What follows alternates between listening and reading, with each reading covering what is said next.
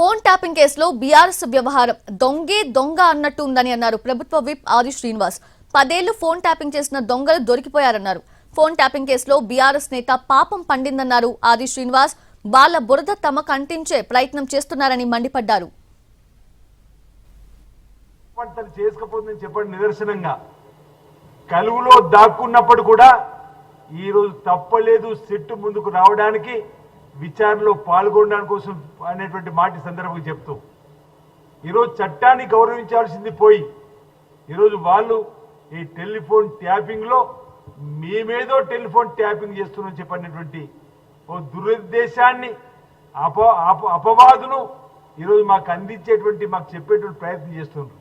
అసలు మా నాయకుడు దమ్మున్నాడు, మీలాగా టెలిఫోన్ ట్యాపింగ్ చేసి పరిపాలన చేయాలని చెప్పిన ఆలోచన ఉన్నటువంటి వ్యక్తిత్వం ఉన్నవాడు కానే కాదని చెప్తున్నా.